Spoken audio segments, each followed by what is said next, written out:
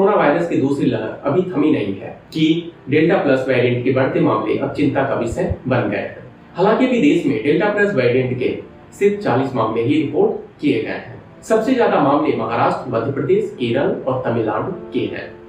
महाराष्ट्र समेत कई राज्यों को अलर्ट रहने की सलाह दी गई है। इधर स्वास्थ्य विभाग ने चारों राज्यों के मुख्य सचिवों को पत्र लिखकर जरूरी कदम उठाने के निर्देश दिए हैं। डेल्टा प्लस वेरिएंट क्या है, कितना खतरनाक है डेल्टा प्लस का नया वेरिएंट, कोविड डेल्टा और डेल्टा प्लस वेरिएंट में क्या अंतर है, क्या आपको इससे चिंतित होना चाहिए, क्या टीके इस वेरिएंट के खिलाफ प्रभावी नहीं है, इस वीडियो में इससे संबंधित सभी जानकारी दी गई है। इसलिए बने रहिए हमारे साथ और वीडियो को अंत तक जरूर देखिए।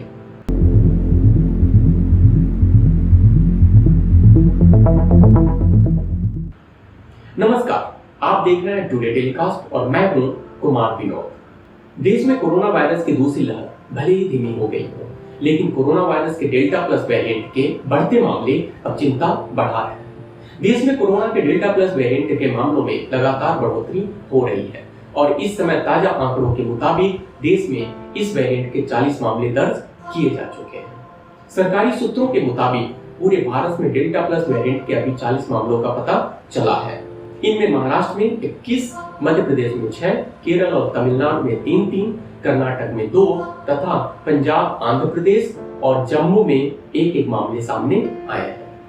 यहाँ पर आपको जानना बेहद जरूरी है कि डेल्टा प्लस डेल्टा वेरिएंट का विकसित रूप है। डेल्टा वेरिएंट पहली बार भारत में ही पाया गया था। अब वैज्ञानिकों ने दावा किया है कि डेल्टा वेरिएंट ही विकसित होकर डेल्टा प्लस बन गया है। भारत सरकार का कहना है कि मध्य प्रदेश, महाराष्ट्र और केरल में डेल्टा प्लस वेरिएंट में कोई उल्लेखनीय वृद्धि नहीं हुई है और इन राज्यों में निगरानी बढ़ाने के लिए निर्देश दे दिए गए हैं। वहीं स्वास्थ्य सचिव ने चारों राज्यों के मुख्य सचिवों को निर्देश दिया है कि जहां पर भी डेल्टा प्लस वेरिएंट के मामले मिले हैं वहां उसे रोकने के लिए जल्द कदम उठाए जाएं। इसके अलावा सरकार ने भी माना है कि डेल्टा प्लस वेरिएंट चिंता का विषय है। अपनी सलाह में केंद्र ने इन 3 राज्यों के मुख्य सचिवों को इन जिलों में तत्काल रोकथाम के उपाय करने के लिए कहा है। महाराष्ट्र के विशेषज्ञों को डर है कि नया वेरिएंट संभावित रूप से तीसरी लहर को ट्रिगर कर सकता है। कोविड पर महाराष्ट्र टास्क फोर्स के एक सदस्य ने बताया कि यह चिंताजनक है क्योंकि हम इसके बारे में पर्याप्त नहीं जानते हैं कि यह अब कैसे व्यवहार करने वाला है। वहीं डेल्टा प्लस वेरिएंट सिर्फ भारत की चिंता नहीं बढ़ा था, बल्कि विश्व के अनेक देश भी इसको लेकर चिंतित हैं। अमेरिका व्हाइट हाउस के मुख्य चिकित्सा सलाहकार ने माना है कि कोरोना वायरस का बेहद संक्रामक वेरिएंट डेल्टा कोविड-19 महामारी का सफाया करने के अमेरिका के प्रयासों में मुश्किल खड़ी कर सकता है। इन्होंने कहा कि अमेरिका में पाए जाने वाले कोविड-19 के नए मामलों में से 20% से अधिक में संक्रमण की वजह डेल्टा वेरिएंट है।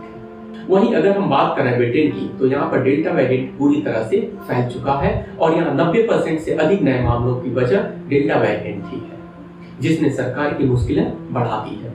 इसके अलावा दुनिया के 80 देश ऐसे हैं जहाँ पर डेल्टा वेरिएंट के बारे में जानकारी मिली है। कोरोना वायरस का डेल्टा प्लस वेरिएंट भारत के अलावा अमेरिका, ब्रिटेन, पुर्तगाल, स्विट्जरलैंड, जापान, पोलैंड, नेपाल, चीन और रूस आदि में मिला है, जो कि यह चिंताजनक विषय है। आइए अब आपको बताते हैं कि डेल्टा प्लस वेरिएंट आखिर है क्या।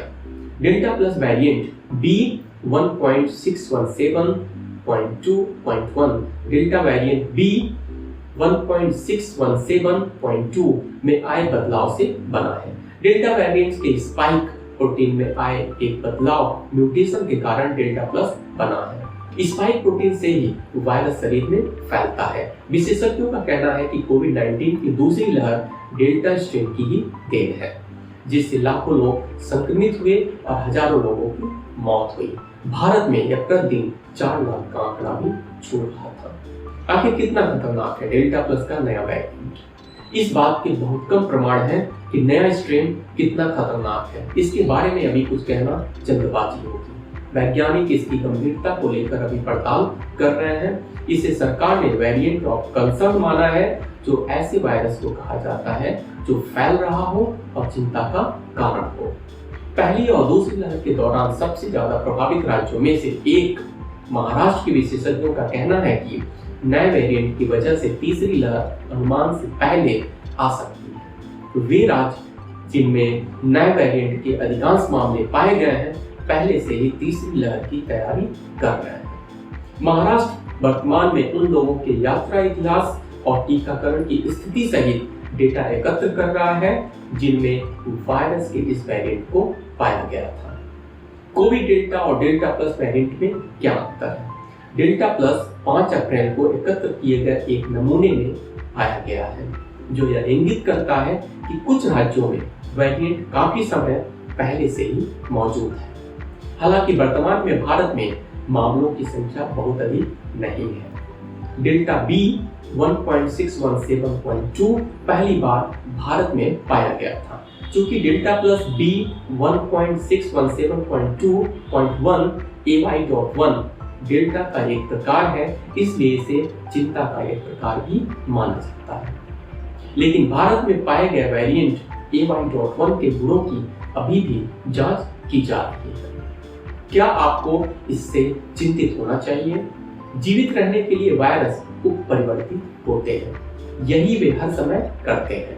SARS-CoV-2 या SARS-2 में कई प्रकार के उत्परिवर्तन हुए हैं, जिसकी वजह से कई प्रकार के परिवर्तन हुए हैं। डेल्टा वेरिएंट, जिसे पहले भारत में खोजा गया था और विश्व स्वास्थ्य संगठन द्वारा नामित किया गया था, अब वैश्विक चिंता का SARS-2 वेरिएंट है। इस बीच केंद्रीय स्वास्थ्य मंत्रालय की ओर से जारी एक बयान में कहा गया है कि भारतीय SARS-CoV-2 जीनोमिक्स कंसोर्टियम (INS-ACOG) ने सूचना दी थी कि डेल्टा प्लस वेरिएंट वर्तमान में चिंताजनक वेरिएंट BOC है, जिसमें तेजी से फैलने, फेफड़े की कोशिकाओं के रिसेप्टर से मजबूती से चिपकने और मोनोक्लोनल एंटीबॉडी प्रतिक्रिया में संभावित कमी जैसी विशेषताएं हैं। क्या टीके इस वेरिएंट के खिलाफ प्रभावी नहीं है? यह कहना अभी जल्दबाजी होगी। सरकार का कहना है कि कोविशील्ड और कोवैक्सीन डेल्टा वेरिएंट के खिलाफ प्रभावी है, लेकिन डेल्टा प्लस के खिलाफ वे कितनी प्रभावी हैं, इस पर डेटा बाद में साझा किया जाएगा। प्रसिद्ध virologist doctor T Jacob John का कहना है कि देश में जब तक कोरोना का नया वेरिएंट सामने नहीं आता, तब तक तीसरी लहर नहीं आएगी। डॉक्टर टी जेकब जॉन कहते हैं कि डेल्टा वेरिएंट और डेल्टा प्लस एक जैसे ही हैं, बस इनमें थोड़ा सा ही फर्क है। इसके साथ ही आप मुझे दीजिए इजाजत, और अगर आप चाहते हैं कि यह इंफॉर्मेटिव न्यूज और लोगों तक पहुंचे, तो इसे अपने दोस्तों, परिवार और सोशल ग्रुप में जरूर शेयर करें तथा इस तरह के इंफॉर्मेटिव वीडियोस को देखने के लिए चैनल को सब्सक्राइब कीजिए और सबसे पहले नोटिफिकेशन पाने के लिए बेल आइकन को प्रेस कीजिए। अगर आपकी कोई विचार या सुझाव है तो आप हमें कमेंट बॉक्स में कमेंट करके बता सकते हैं। नमस्कार, आपका दिन शुभ हो।